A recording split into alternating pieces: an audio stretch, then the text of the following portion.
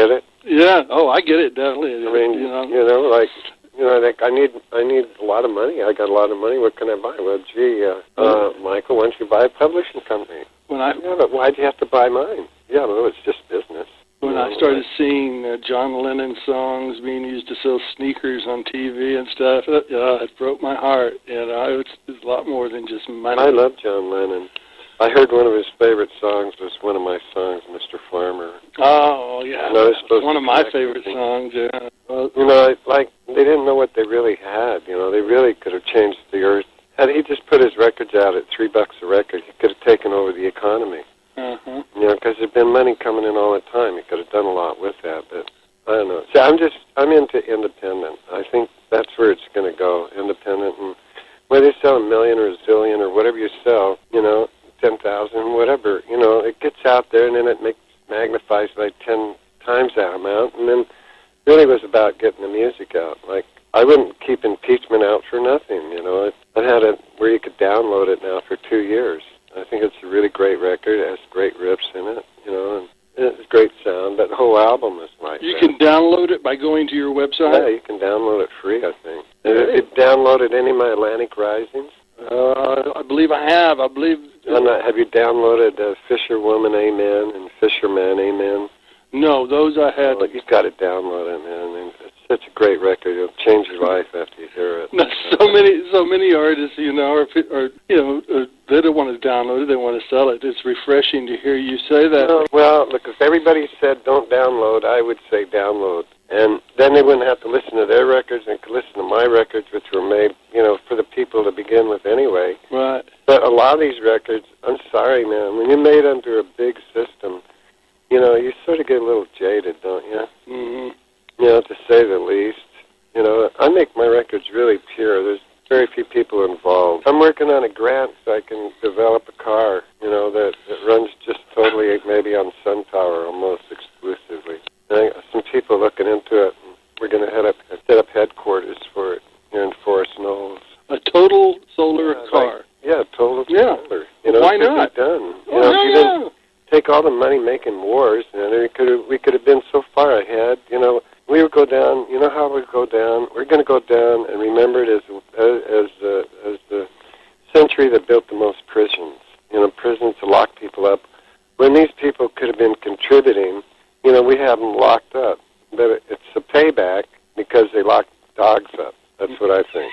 Because you lock dogs up inhumanly, that's the payback. It's a kind of payback. We need to get on, and need to impeach Bush, and then he's going to go down as the most terrible president. He's not going to be respected at all. I know, but personally, I don't even want to go down as saying it's just Bush. I think all presidents are bad. Yeah. All presidents of all countries, they don't act for the will of the people, and nobody cares really about the will of the people. It was the will of the people that he didn't even be elected, that the Supreme Court lied to everybody. It's horrible. It makes you wonder. The only truth I think now is in the music. The most truth I think I could find would be in the music. It's not even the movies anymore. Just a fragment is in the movie. Well, you were pioneering that philosophy way back in the 60s, right in front of millions of people. I was saying that years ago because, in music, you can absorb it in 3 minutes. Like impeachment. If you could hear that over and over and over again, 2 times an hour, he would be impeached. And besides, it's in the Constitution. He can breach of the peace. So in the Constitution, they're both supposed to be impeached. I don't know why it takes so long. But anyway, I've just got to stay with my music. So I got songs like Waiting for the Bus. I got a song called Who's in the Zoo. You lock the animals up so you get locked up. Who's Zoo? Who's Zoo? It's such a great record, And I got a song called, I can't even think of all the titles because I keep writing new songs. I keep channeling them. And I just did this concert. I put the Seeds back together. And they're part of my Dragon Slayer band, so they were really good. And we did a big concert in L.A., and I let my family close the show, Yehovah 13, which I got to close with them. And then I did my other band in San Francisco, which I call Windows the Tribe, SSS. I got 2 different bands, and it goes into, I call it liquid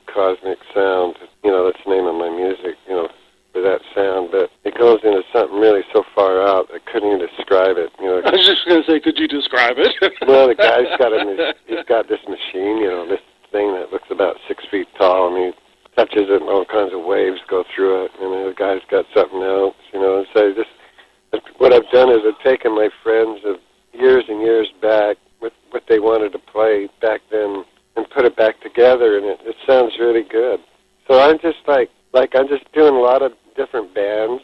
I have my Stardust Starlove band in Portland, Oregon, which are really good enough to be the Seeds. But I wanted a band that wasn't really on the earth, Stardust, Starlove, and what would Starlove be? It'd be a better love than it's on the earth right now. So it was a concept, Don't really think of anybody headlining in it. I just think of the name, Stardust, Starlove. And I'll play a few Seed songs, but with that name, I feel I'll be attracted to, doing really songs that are spacey, if the people are ready for it, out in the universe, out in the stars, the Milky Way, the galaxy, you know what I mean? Songs that haven't even been touched on yet. So that's why I'm going with that name. I think that's going to be a really good band, really good people. Well, I've often wondered in my mind, and I'm sure you have too, if Hendrix was still with us. I just wonder where he would have gone by now, what he would have been doing by now with his music, and maybe if he'd even beyond music. Now, it sounds to me like you are into some things that perhaps... We played together for a week, Jimi Hendrix. Well, I was going to say, you split the bill with him, didn't you? Tiny Tim was the intermission, was on the show, too. I think it was Tiny Tim, Jimmy, and then myself, So we did it for a whole week. I sat right next to him. I saw how great he was. But as great as he wasn't better than me because, he was sitting down most of the show, and I was a mover. I came from doing concerts. So I'd have to say that my act was much more entertaining because, it's like taking an Elvis and taking his guitar away. Then he has to move. So if an artist has to move, that's really where it's at. But he can't move when he's holding an instrument. It's impossibility. It really, you can see him do it, but it's really impossible to really do it. You can't, how do you do it? I don't understand how you could do it. And now we're free because we don't even have to hold a microphone, Right. And I haven't even had one of those microphones, but I'd like to get one. And that could do everything, It could almost look like you're flying, Do you know what I mean? Yeah. Not held down by anything. And it's not that I'm better than any of these other people. I just have the chance to do it, so I just want to do it for them too, Right, share the run experience. Across the stage and skip and everything and all that.